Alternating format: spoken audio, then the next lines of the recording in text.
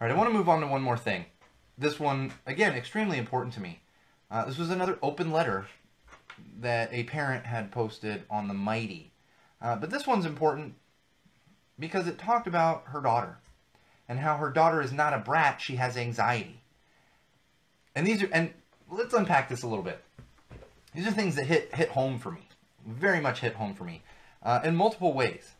Because we just talked about how you don't want to show it to your kids and all that. But there's also the aspect of things are hereditary. Things are biological. I worry on a daily basis that my daughter is going to grow up and have to deal with the same issues that I have to deal with on a daily basis. Fortunately, my wife is a much stronger person than I am, and hopefully she gets a lot more of those genes. You know, hopefully she'll get my genes for talking to a wall, and she won't be shy or anything like that, which I'm pretty sure she's not. But it's a constant worry. It is a constant worry. And it's very tough, when it comes to your kids, it's very tough for those that don't understand. And in fact, that was me as a kid. Looking back, I realized how many instances I was dealing with a panic attack, with an anxiety attack, with OCD. In fact, my brother-in-law, I think I mentioned my wife and my brother, they were clearing out their parents' house, huge house in Connecticut. He actually sent back a couple of old Ninja Turtles from the 80s, Ninja Turtles figures for me. And it's funny, I set them on the shelf over here, 3 different ones. I just set them on the shelf, for display. And I'm trying to get them to stand. And I had this flashback to being a kid. Because I loved Ninja Turtles as a kid. And I was spoiled when I was young. Became, not poor, but not a lot of money after that. But I was spoiled as a young kid. Spoiled. Had all Ninja Turtles.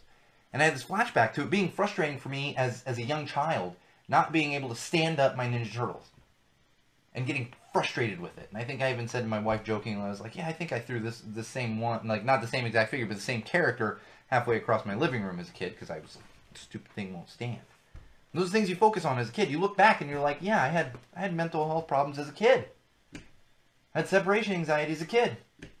Had general anxiety as a kid. Had obsessive compulsive disorder as a kid. And these are things to remember. Not only as a parent, this is in the parenting section, but this is something for everyone out there to remember, especially if you deal with kids in any way. Not even if you deal with kids on a daily basis, but you have friends or family or acquaintances even that have kids. This is something to keep in mind. Kids have anxiety too. And it doesn't mean they're necessarily acting out because they are a bad child. They could be acting out because anxiety is just overtaking them. For example, I want to just run through a couple of these. And these are just kind of bullet points that she had talked about. Anxiety makes my daughter say and do things she wouldn't normally do. That could be construed as acting out. However, it could also be a kid in an uncomfortable situation, trying to get out of an uncomfortable situation. And you might not see it as uncomfortable. Just because you don't see it as uncomfortable doesn't mean it isn't uncomfortable to anybody.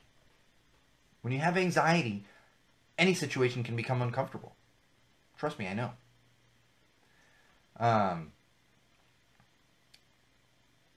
There are times she can appear typical or anxiety-free. Yeah.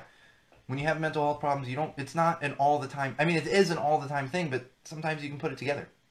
You can get it together and you can go do things. Like I said, I think I said it to the live feed, 2003, my parents' house burned down. My parents' house burned down in October of 2003, the Cedar Fire down in San Diego. It was a Sunday morning. I actually drove from my house in Long Beach. I can't even remember where I was driving to. Not near there. Somewhere in the LA area. And I went and played a show to about 1,000 high school kids that evening. Had a big event to do. Played it. Cried my eyes out the entire drive there. Got myself together. Did the show. Was good through the show. Went back to the hotel. Checked in. Went to my room. Cried my eyes out again. Another thing to keep in mind. It's not her fault. Nor the parents' fault that she has anxiety. These are just one of those things. Trying to fix my daughter is unreasonable. I've said that on this show so many times. You can't fix it. It's there. You can help it. You can support it. You can be compassionate. You can have patience. But you're not fixing it. You can't just turn it off. Another one is we never have extra money. Mental health treatment can be very expensive. Very expensive. And that's why we need healthcare reform in this country. One of the many reasons we need healthcare reform in this country. And one more I want to share with you. Where is it? Our battles have shown us the importance of being judgment-free to others. That's one of the most important things to keep in mind. Even if you haven't dealt with those battles, keep in mind that people have. Learn, be educated, remove that stigma. That's why we talk about it on the podcast. That's probably the number one mission of Go Tell It to the Wall podcast. I mean, hashtag common sense, but it's one of the main missions of Go Tell It to the Wall podcast. As much as I like conveying social trends to you and tech stuff and TV, film, and books and, whatever else and sports and music, that's my number one goal, is to diminish that stigma. And I've always said it.